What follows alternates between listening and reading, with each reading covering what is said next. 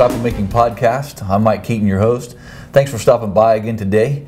I am joined today with Ken Adams, lead pastor of Crossroads Church and also founder of Impact Discipleship Ministries.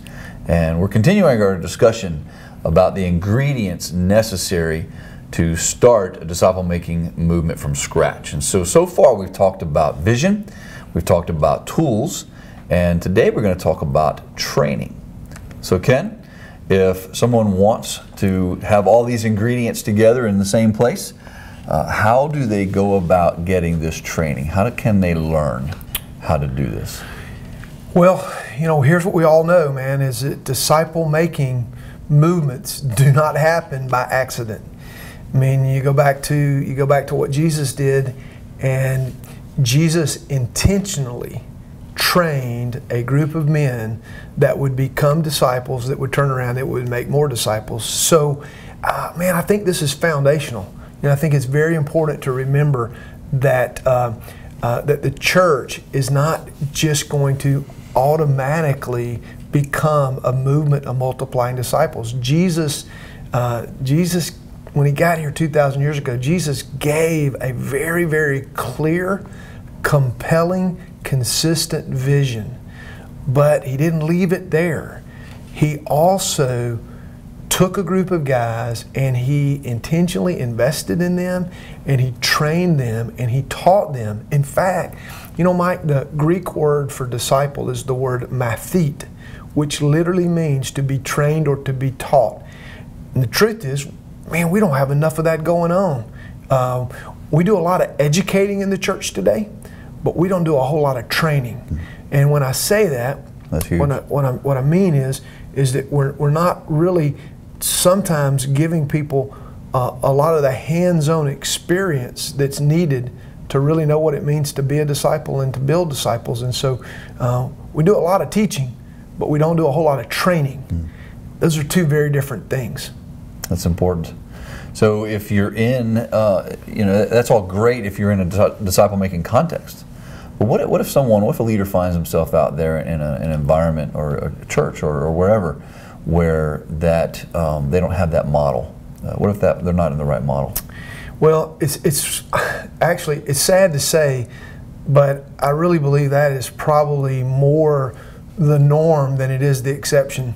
In fact, Mike, I talk to church leaders and I talk to pastors all the time who are not, man, they're really interested and they're really bought in to helping their church become a disciple-making church. But a lot of the problem is that they've never been discipled themselves. That's unbelievable, right? It is. That they've never been discipled or have never seen disciple-making work, and so they don't know how to even begin to lead a church, to be a disciple-making church, because they've never been trained in how to do it. Back to the analogy we used a few podcasts ago, it's like telling somebody to edge the driveway and never knowing what tools to use or how to do it. And so there are a lot of pastors that are out there that I think kind of feel helpless. And so the process has to start somewhere.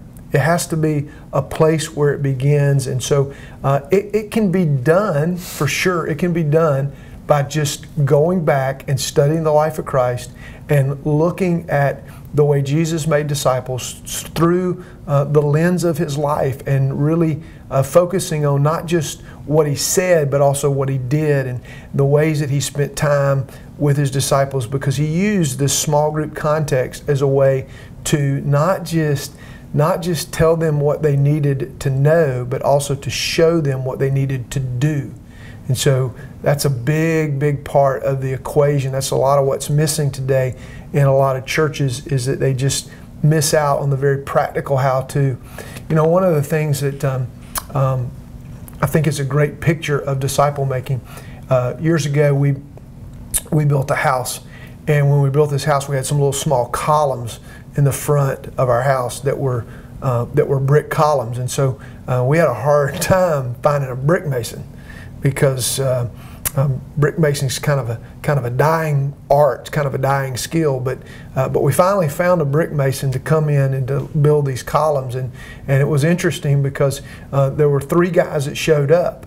And so one was the actual mason himself, and then he had his apprentice, and then he had a helper with him. And so it was interesting because the first day I noticed that the mason, the brick mason, he did a lot of the laying things out and a lot of the measuring, and then it seemed like the rest of the time he sat in his truck and he was gone half the time. And then the apprentice did an awful lot of the work, and then the helper, he did a lot of the mixing of the mortar and all that kind of stuff, and then he actually did a little bit of the work. And so, you know, one day I stopped and I asked him, I said, man, how come I don't see you doing very much?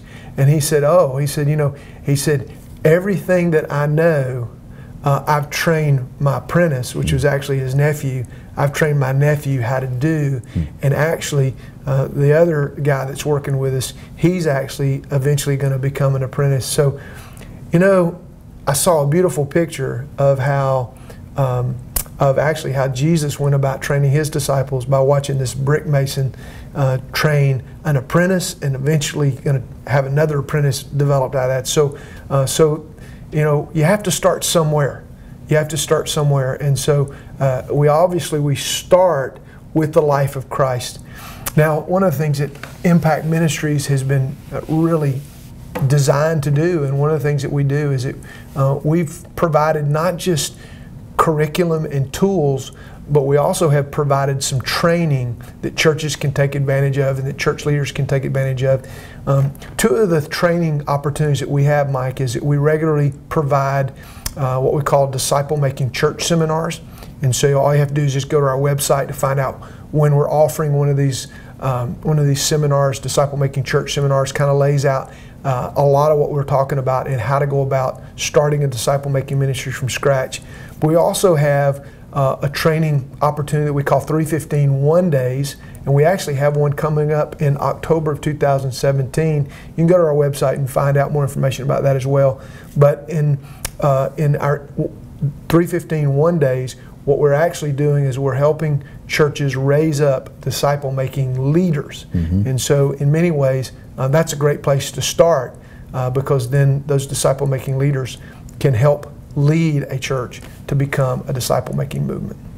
And so, Ken, I know your heart is that as well, just to train other churches and leaders to raise up more leaders and more disciple makers. So how can what does a church need to do, or a leader need to do as a result of watching this podcast to take that next step? Yeah, well, you know, one of the things they can do is go back and look at a lot of our previous podcasts. Because the truth is, Mike, is that there's very, very few video and audio podcasts that are available today. There are some, and you can find those on the web very easily. But we have created Impact Disciple Making Ministries specifically to come alongside churches and individuals and help them learn how to be and build disciples. And so they can always contact us. Check out our website, impactdisciplemaking.com, and we're here to help, come alongside people who want to make disciples. Fantastic. So we hope that this is helpful for you, and we just want to try to convey our passion to helping you develop and grow the same passion for our Lord's mission of disciple making. Thanks for tuning in today. We look forward to seeing you next time.